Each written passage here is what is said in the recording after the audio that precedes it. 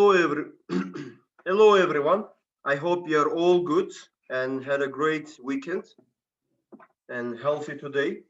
So today we're gonna start a new chapter, which is about capital structure.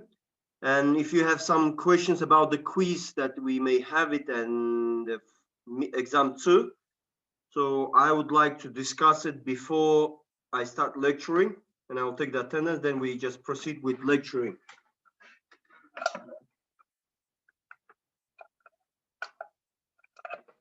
When we will have them?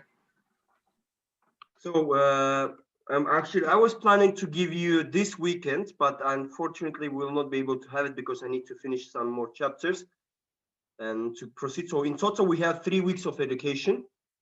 So the exam I'm planning to give it to you just beyond the schedule, the regular schedule of the class. But the quiz, you may have it on next week on Thursday, which is 3rd of actually what we can do here, because the deadline for submission of the grades, I need to make it earlier as soon as possible before the month ends. And so many chapters we covered is actually cost of capital and measure of the leverage. And today we're going to cover the capital structure. So let's do it on next week, but I will make it on Thursday, the quiz. So no, I'm sorry, the Wednesday. We don't have any class on the Thursdays. So I'm planning to give you the next week on Wednesday. The Wednesday will be the quiz number 2. And on Saturday evening, do you have any exams on Saturday evening? This week? No, the next week, the 5th of December. No. We don't. Okay. So I'm planning to give you the quiz, and on Saturday you're gonna have the exam. So let me just type it, share the screen with you, and the board.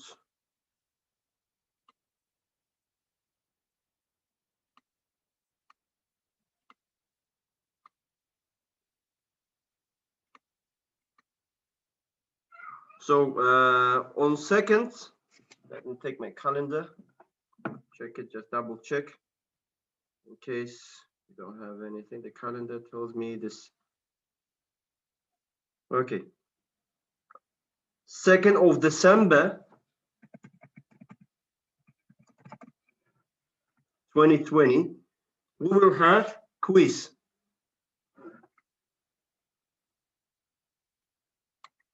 You know, the best thing what I can do, I just go directly to Moodle here in the announcement part. So here.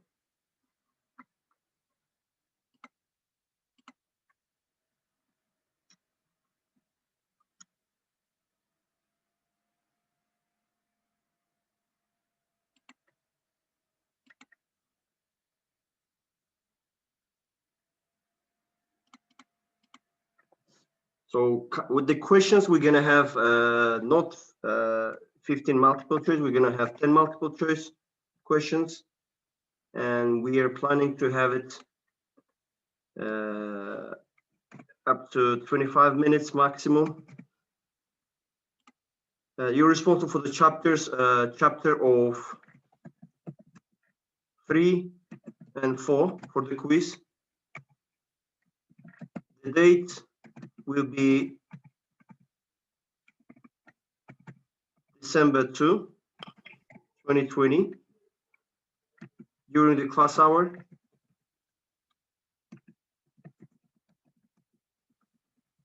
During the class hour. And what you need to concentrate is all what we solved at the end of the chapter questions.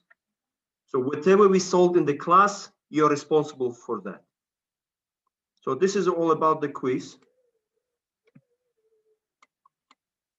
So deadline is here. I'll just make it here and put it at top.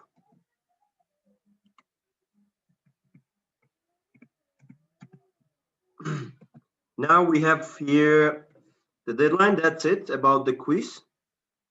And concerning about the final exam, I will give it, sorry, exam 2. I'm sorry to mistaken said that exam last, the final exam we're gonna have if it's second.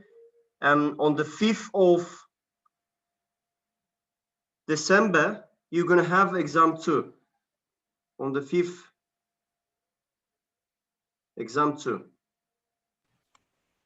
Teacher, let's do it at 12 o'clock.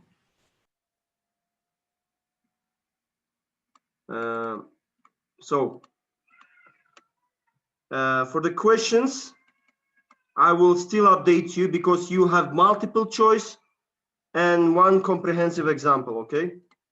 But you'll be given more than, so in here, I will delete this. I'm not sure what I'm going to give you in this case. Questions types will be announced later before the exam, surely. The chapter that you are responsible is 3 chapters. Actually, I'm planning make it 2 chapters same. Okay, I will make the chapter 3 and 4, which is measure of leverage and cost of the cost of capital. However, in here, I may include chapter 1. Like I will mix chapter 2. We have not covered chapter 1. Chapter 2, the capital budgeting itself, I may include it. The reason is that when I will be giving you the one comprehensive example, I will ask you to estimate the NPV for certain cash flows, but you will need to maybe to estimate the weighted average cost of capital. So you will estimate the WACC, the discount rate, to estimate the NPV, and you have to get these cash flows issues, okay? So I may include chapter 2. So you should not ignore that, how to deal with the cash flows. I mean, you already studied this, you already know. And concerning the date,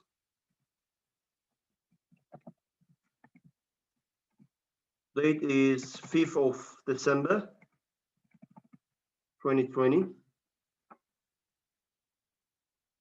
And it will be, I think it's, some of you proposed 12 o'clock. Is there anyone who has any classes during the 12 o'clock?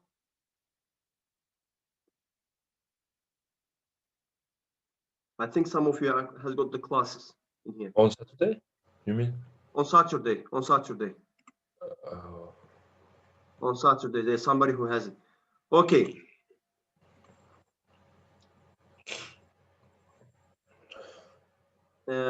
Date is this, and the time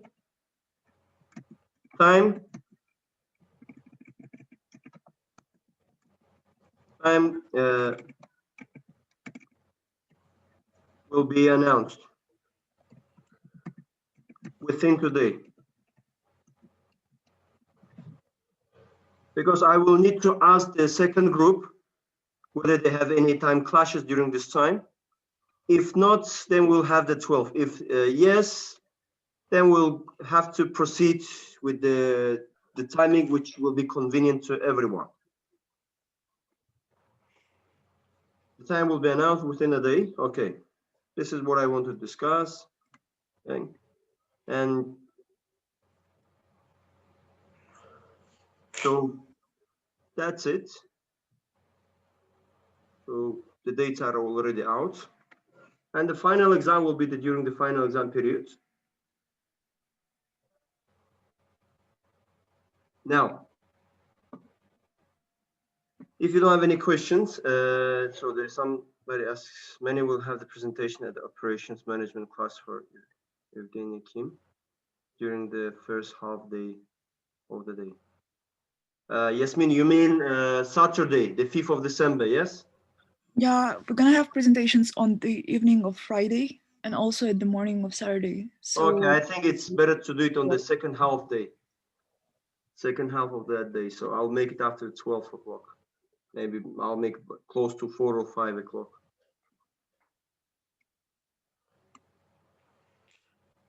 Okay.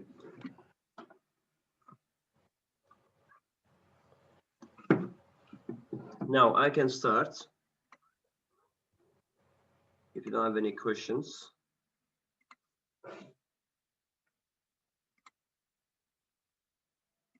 So today I'm planning to start the capital structure.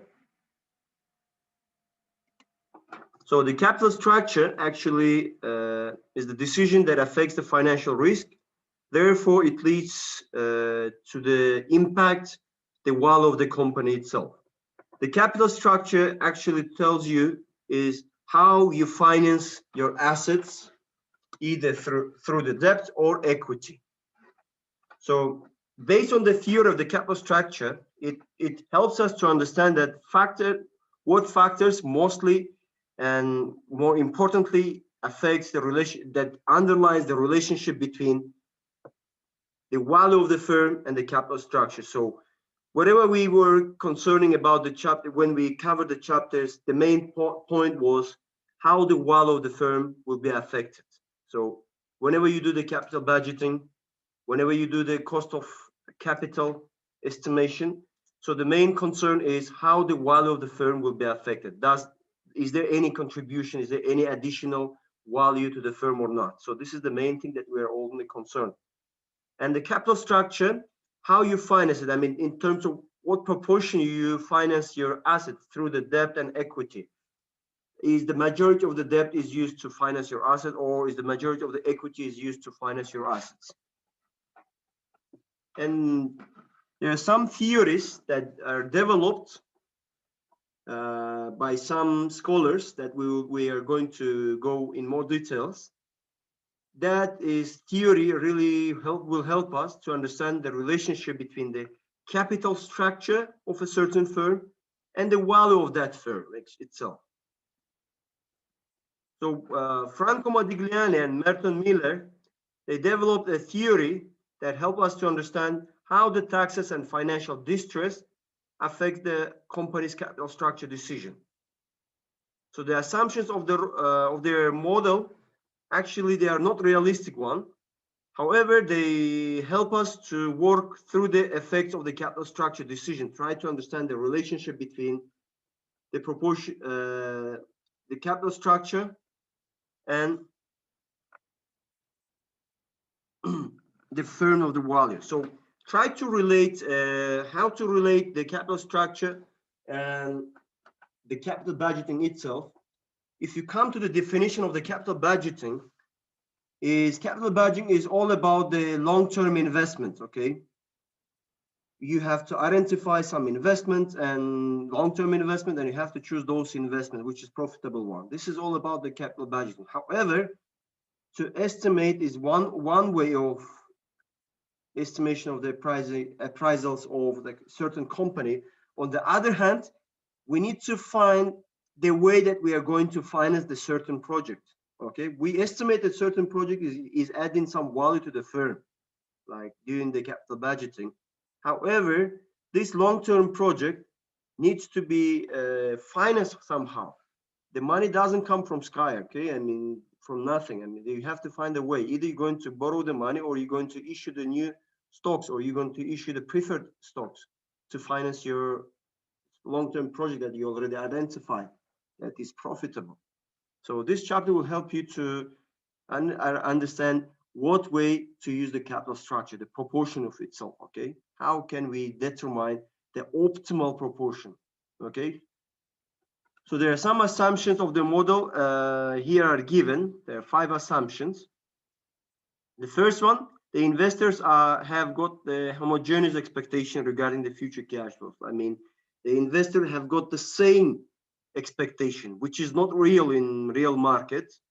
I mean, the expectation of the investor changes from one investor to another investor. You cannot put them into the same basket. They're all different.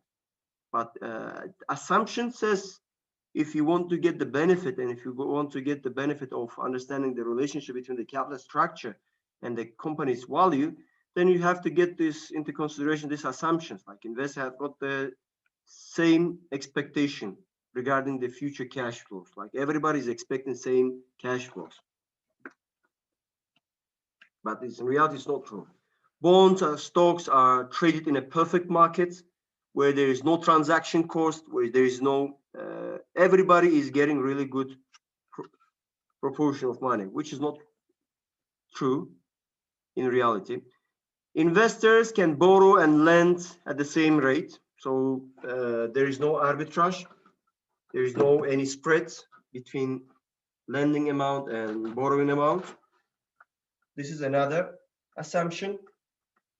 The fourth assumption that there is no any agency cost. And everybody knows, I mean, everybody should be familiar with the agency cost, that it is the separation of the owners with the managers. So there are conflicts that arise between the managers and the shareholders, that leads to the agency cost. And in this assumption, we assume that there is no any agency cost. There's no conflicts, like everybody's happy.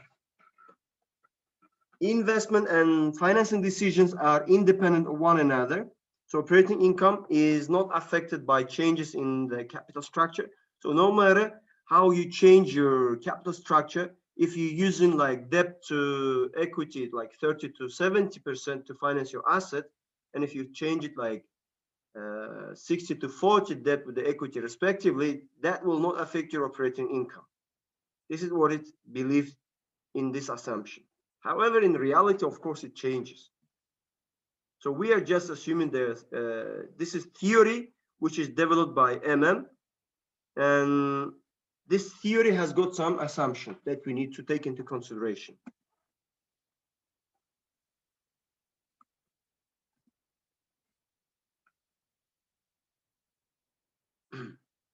So MM proposition 1 tells you, it's one part of this theory. It tells you that market value of the company is not affected by the capital structure. So no matter how you finance your assets, we know that asset is equal to liability plus equity.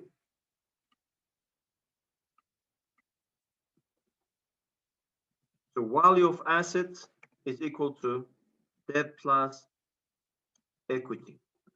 So no matter how you finance your asset,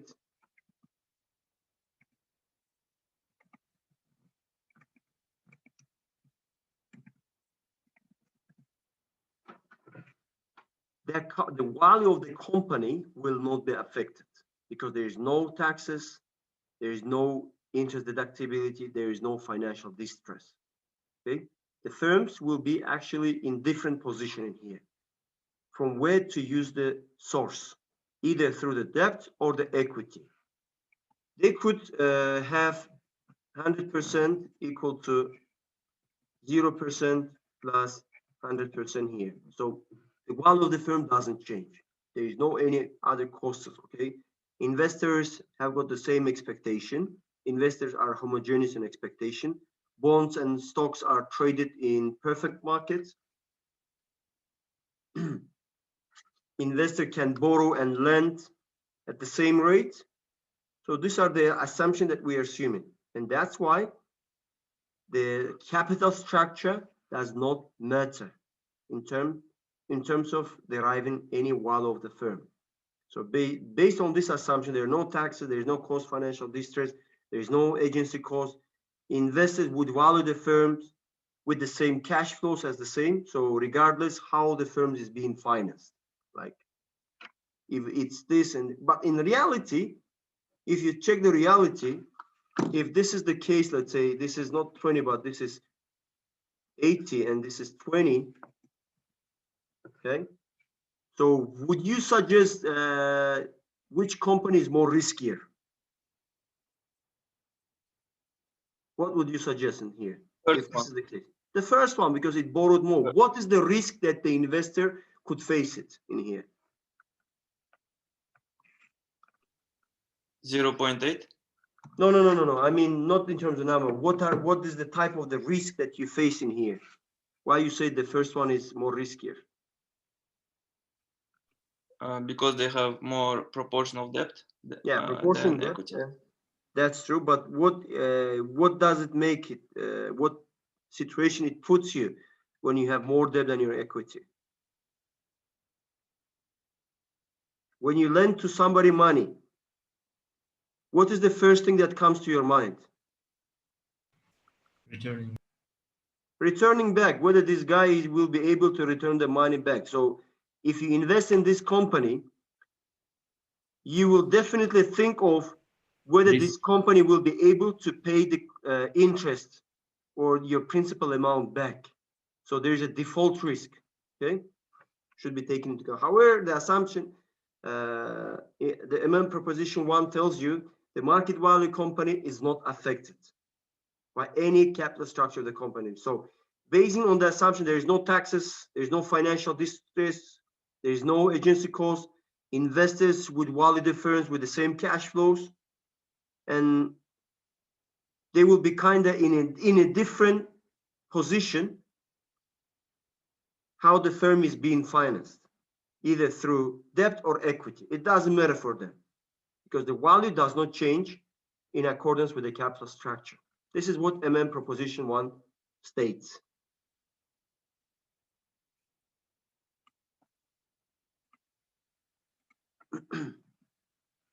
Proposition 2, which is developed by Madiglan and Mele, it shows that cost of equity is a linear function of the company's debt equity ratio. So this means that creditors have got the claims to income and the asset that has got the preference over the equity. So the cost of debt will be less than the cost of equity in this proposition. So as the company uses more debt in its capital structure, the cost of equity increases because of the seniority of the debt, because of the priority of the debt in terms of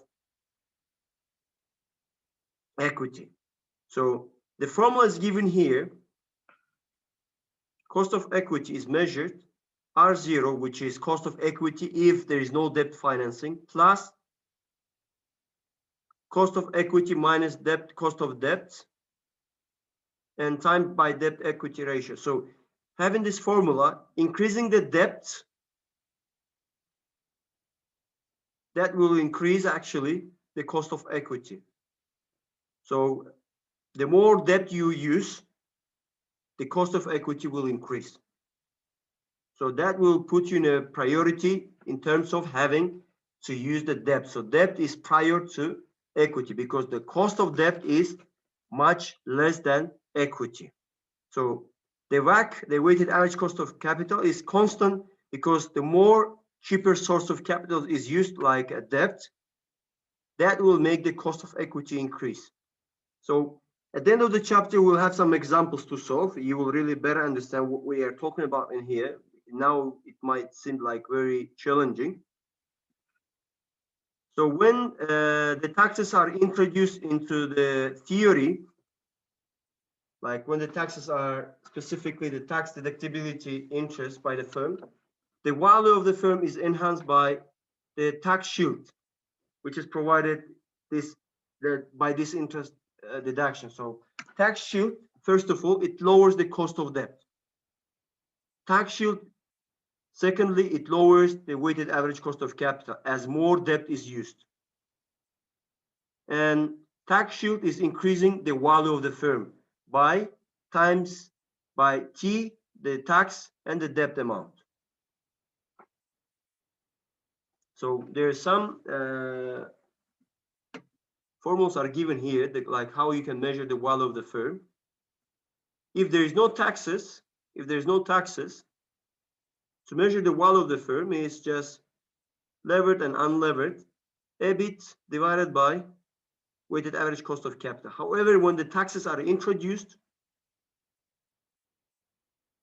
VU plus tax shield amount, that will give you the value of the firm. Or it's operating income, that is matter of the tax, that is adjusted to the tax, 1 minus 3, and divided by WACC. And to find the WACC without tax and with taxes are given here as well. And cost of equity, without tax and with tax. So the optimal structure, as we said, in proposition 2, as you get this tax shield issue, which means that using more debt will give you more tax saving. So having more tax saving, it actually should tell you that, okay, if this is the case, then it means I should get as much as possible debt. So my optimal capital structure will be 99.99% of debt and only 0.001% of finance, so almost 100%. But it's just a theory. We should not ignore the very important cost. And this, once you increase it, the case that I raised it, like if your debt is 80% and your equity is 20%, the problem that you're facing is huge debt brings you financial distress. The risk that is faced by the lender when he lends the money is called a default risk, that the potential borrower will not be capable to return the money back. So this is the main risk which is not included in here. Okay, and optimal capital structure according to theory says it should be 90.99 and so on. However, in reality, it just stops you.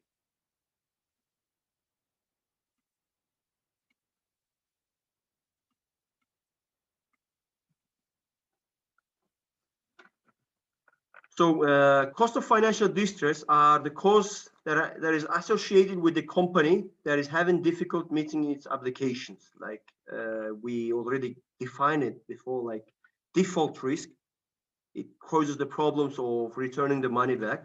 The expected cost of financial distress include the following. Cost of financial distress and bankruptcy are divided into two parts, like direct and indirect. Direct are legal and administrative fees that you need to pay. And indirect one is the foregone investment opportunities and the cost that results from losing the trust from the customers or credit or the suppliers or any other stakeholders.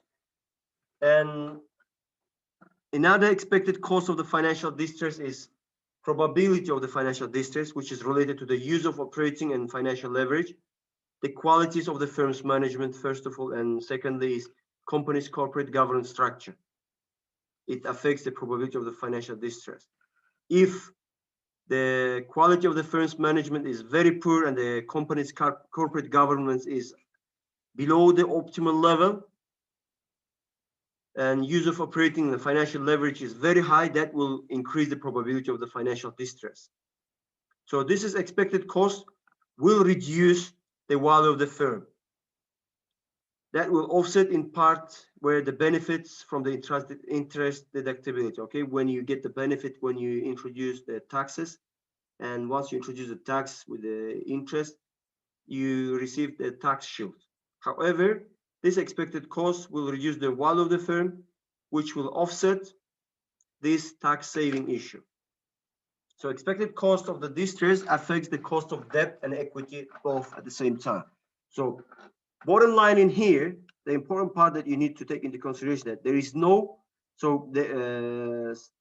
such a thing that you need to increase debt as much as possible to get the much more from the tax saving. However, it puts you down. It says come down. There is a financial distress that you need to take. So increasing debt, it does not really, okay, it might seem that it takes you to the saving side from the tax, from the paying the tax. However, once you borrow more and more, that really creates the probability of the financial distress. So you are using more and more the leveraging, the financial leverage. So you have to be very careful in order to stress your finance. So this is introducing the financial distress actually takes you down from the unrealistic world, tells you, look, there is a world where the capital structure actually matter. So you have to be very careful. So in MM1, proposition 1, the capital structure does not matter. In M2, capital structure, it matters. Why? Because increasing the debt, it gives you the more tax saving and it increased the cost of equity, so it's less preferable to use the equity. So you will use more of debt, but to get you to the more realistic world, it tells you, look, stop thinking in this way. You have to think, if you increase the debt, you will increase the financial distress. So you have to be very careful in here. So the value of the unlevered firm, the value of the levered firm without costs of the financial distress, as you can see, it's having the increasing manner. So the more you borrow, and the more you will get benefit of it. And the value of the unlevered firm, it's stable, it's horizontal line. So no matter what you do with the capital structure, the value of the firm will not change. However, when the taxes and the cost of financial distress are introduced, like when they take you to the real market, the value of the firm initially increases up to some point, then it starts to go down because of the financial distress. Okay, with the tax, you enjoy it until this point, but however, at this point, the cost of the financial distress will be higher than the tax saving. So that will take you down, actually. So the value of the firm will start going down.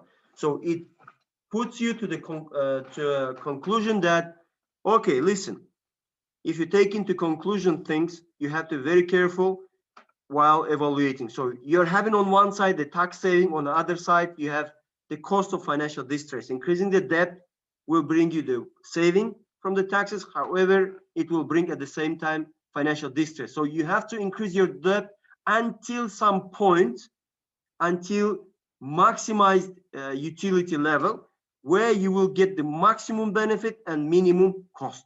However, if you pass this point, your cost overcome your benefits. You have to be very careful in here. So this is the summary of what we have said. Taxes, no taxes in the first line is the first case, proposition, okay? No taxes, no financial distress. That shows, okay, no matter how you finance the firm for the investors, it's the same thing, okay? There's firm one, which finance their asset with 80% of debt, and there's a firm B, which finance its assets with 80% of equity. So they're both are same.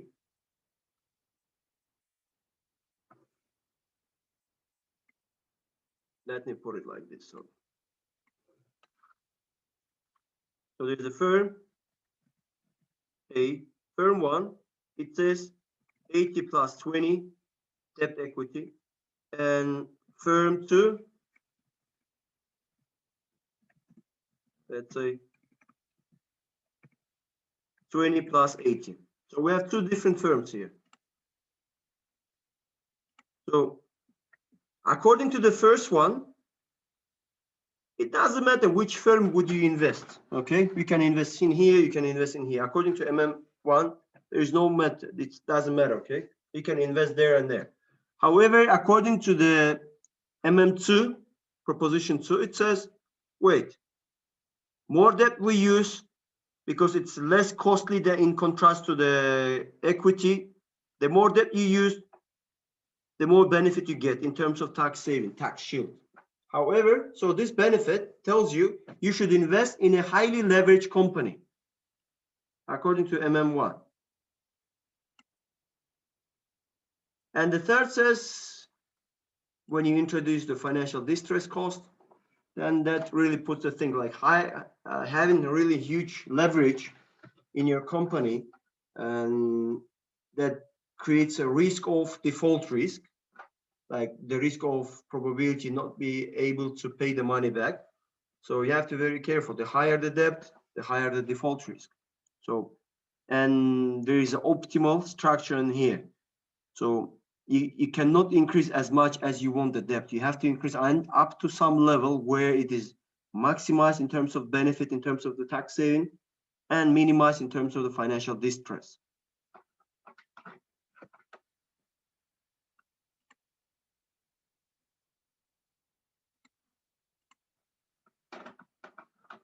So company's capital structure may be different from its target capital structure because of the following, like the market value fluctuation. Management may choose to exploit opportunities in a specific finance source, like example, temporal rise in the firm's stock price, and it will be a good opportunity to issue new stocks.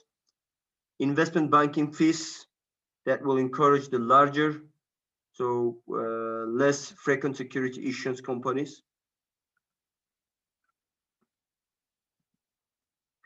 Agency cost and capital structure. Agency cost of equity associated with separation of the owners and management. So types of agency costs are divided in here. It's monitoring costs, bonding costs like premiums to guarantee the performance, and implicit costs associated with non-compete agreements, and some residual loss. So the higher use of the debt relative to equity tend to reduce the agency cost. So as it uses debt, that force the manager to be disciplined with regard to how they spend the cash, okay? Agency costs increase the cost of equity and reduce the value of the firm. So you have to be very careful in here. So it kind of puts pressure on the capital structure as well, agency cost. So beside the financial distress, the agency cost plays a significant role in determining the capital structure itself. So in here, you have to be as well taken into consideration that the more debt you use relative to the equity, that will reduce. So, but again, you have to balance between the financial distress and the agency cost. On one side, you will try to reduce the agency cost. On the other side, you will increase the financial distress. So in here, there is some optimal point where you will have to get your agency cost not to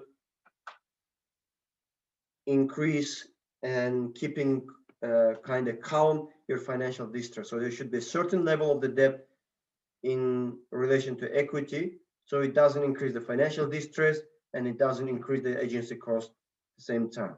So you cannot reduce much. If you reduce the debt too much, make it like 90 to 100 to 10%, like 90% of equity finance firm, that will increase the agency cost, but it will reduce the financial distress cost.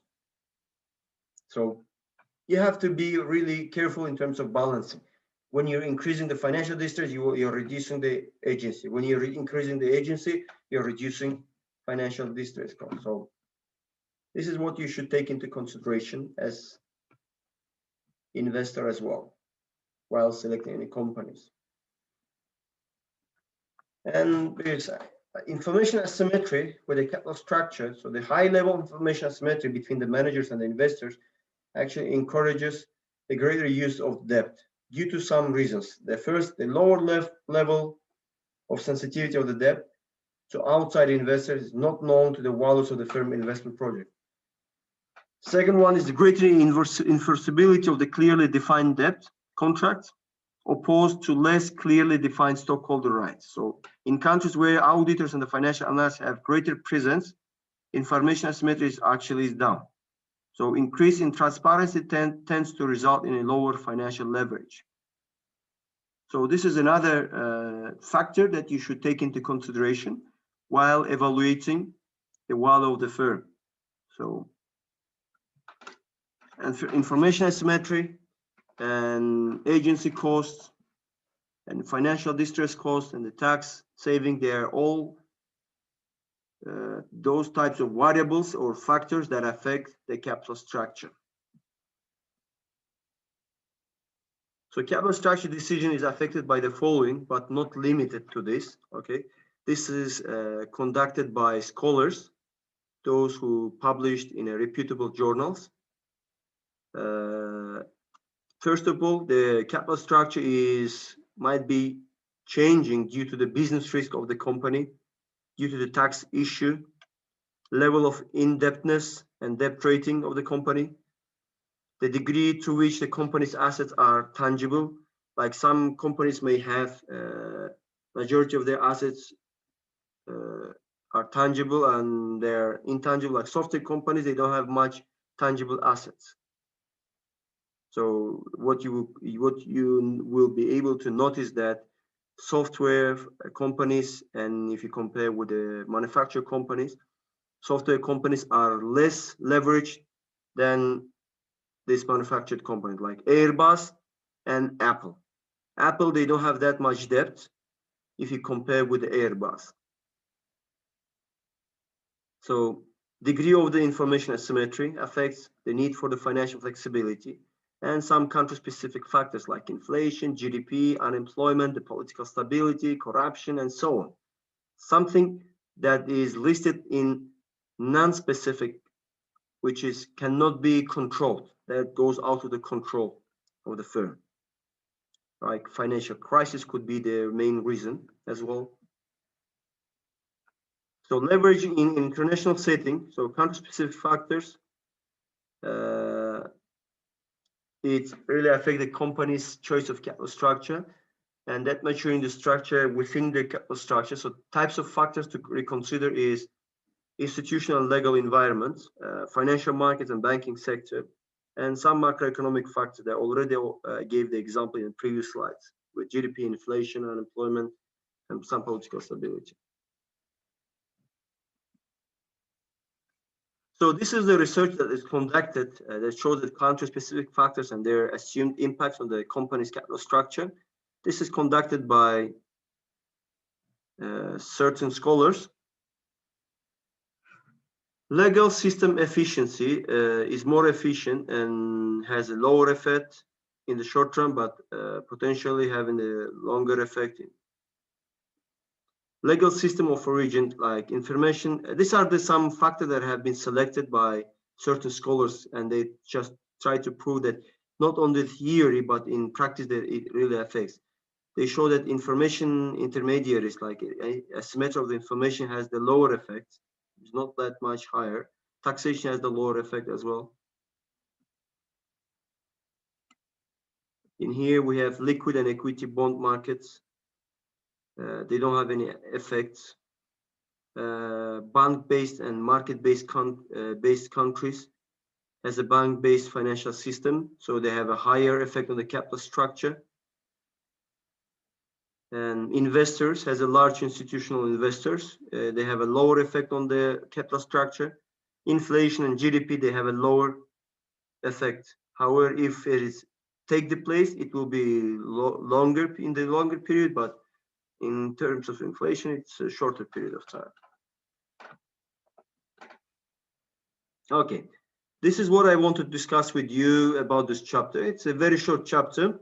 As I said, like after the capital budgeting chapter, there will be very short chapters. And the idea, you have to catch it from here. So if you have any questions, please feel free to ask. If not, I will proceed to the questions at the end of the chapter.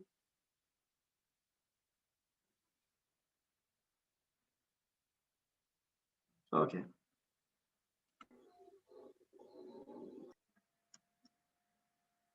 Sorry, Professor. Yes, please feel free to ask. Will this chapter in our midterm? Capital structure, I said no, I think. No, it's not included. No, it's not included. Okay. It's not included. Capital leverage, yeah? Yes. Okay, thank you. Cost of capital and measure of the leverage will be included, but in the exam 2, I will include some cash flow projection. I will give you one comprehensive example with measuring the cost of capital and using this cost of capital in estimation of your cash flows. Okay, coming to the questions. If investors have homogeneous expectation, the market is efficient, and there are no taxes, no transaction costs, no bankruptcy, and proposition 1 states that. So we should find that is really relevant to the proposition 1. Bankruptcy risk rises with more leverage. Actually, in proposition, we know that the capital structure does not affect the value of the firm. So which means there is no already, we said there is no bankruptcy cost, and it says here that bankruptcy risk rises, so directly eliminate. Managers cannot change the value of the companies by using more or less debt. This seems more close to the reality in terms of defining the proposition 1. Managers cannot increase the value of the companies by employing tax saving strategies.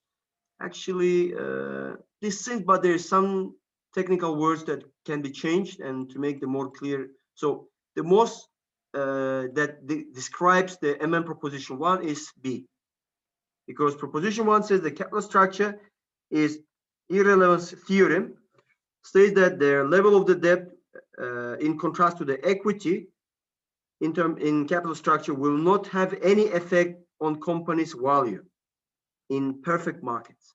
So it's B.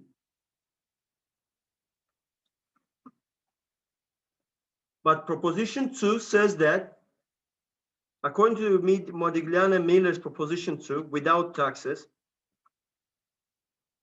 capital structure decision has no effect on the cost of equity.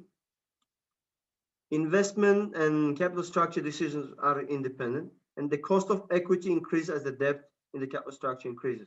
If you remember, I have mentioned several times in MM proposition 2 theory, it says that the more debt you use, the more saving you will get. At the same time, it will increase the cost of equity. From the formula that you're given, cost of equity is equal to cost of equity if it's fully financed by equity minus cost of equity fully financed by equity minus cost of debt times debt over equity ratio. By increasing the debt, that will increase the cost of equity itself. If you just try with the formula, you will see how it works here. So the cost of debt is less than cost of equity in MM2. So cost of equity increases as more debt is used.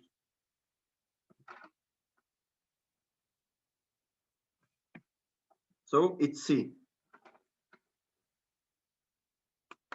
And question 3, it's straightforward using the WACC formula, weighted average cost of capital. Like you're given WACC, you're given capital structure, debt, equity before tax, cost of debt, and you're asked to use the cost of equity. If you remember from the formula,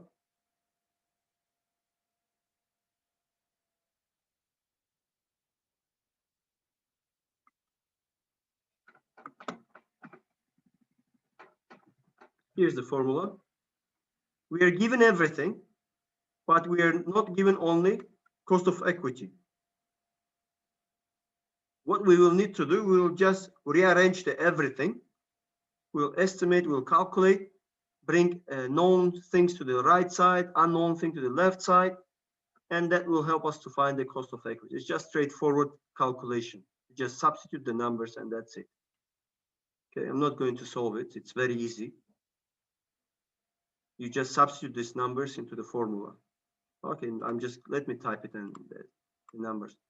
So putting into the WACC formula, it's 0.10 equals to 0.50 times 0.05 cost of debt times 1 minus tax rate, which is 0.20 plus 0.50 times cost of equity.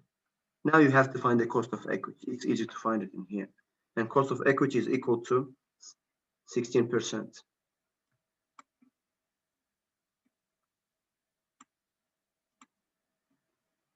Question 4. The current weighted average cost of capital is 10%, and the company announced a debt offering that raises the WACC to 13%. So the most likely conclusion is the one there, well there.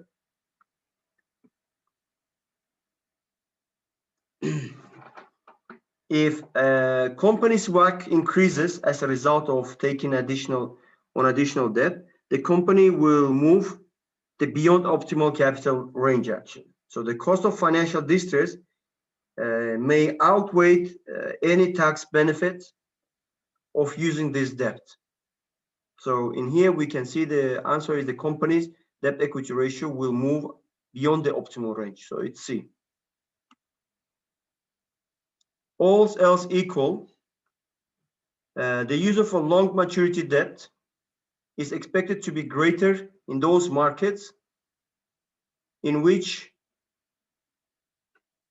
inflation is low, capital markets are passive and liquid, and legal and system protection bondholders' interest is weak.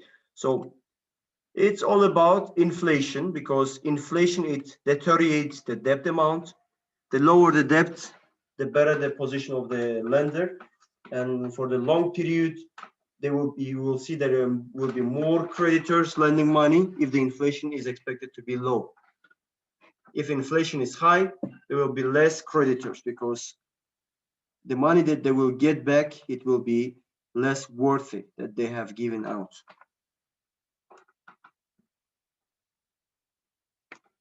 Okay, in the slides, you have not seen the pecking order theory and you have not seen the static trade-off theory, but I'm sure you have faced this in other principal finance courses and you expected to know. If you don't remember, I will remind you. There's no problem with that. So pecking order theory, it shows that it states that internally generated funds are preferable to use to finance your assets in contrast to debt and equity.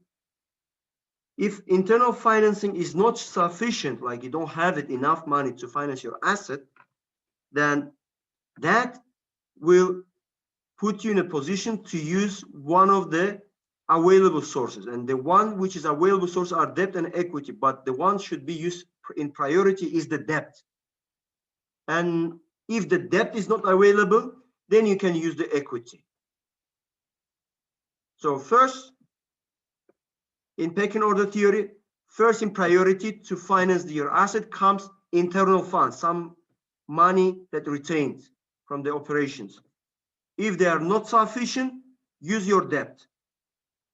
You can use the debt. If the debts are not available, then refer to the equity. So priority comes internal funds, debt, and equity.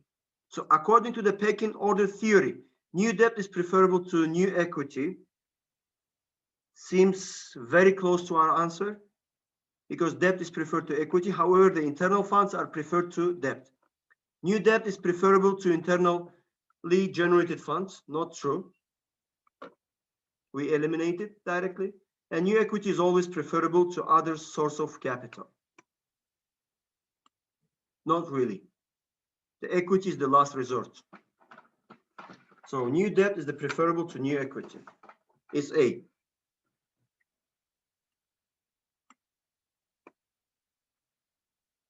According to the static trade-off theory, debt should be used only as a last resort. So what is the static theory in here? It says that there is a trade-off between tax amount, tax shield that you receive, the tax saving from the interest on debt, and the cost of financial distress. So, and of course, what we have already mentioned is that you cannot increase the debt as much as you wish in order to get the maximum benefit of tax saving. By increasing more debt, that will lead you to the financial distress. So the financial distress cost will increase in the amount that will really offset your tax saving. That will reduce actually the value of the firm. And there is a static trade-off theory tells you the companies have an optimal level debt. Okay, the debt should be in an optimal level where the financial distress will not be exaggerated, will not be more than the tax saving you get it, in order not to reduce the value of the firm. So static trade-off theory is B. Companies have an optimal level of debt.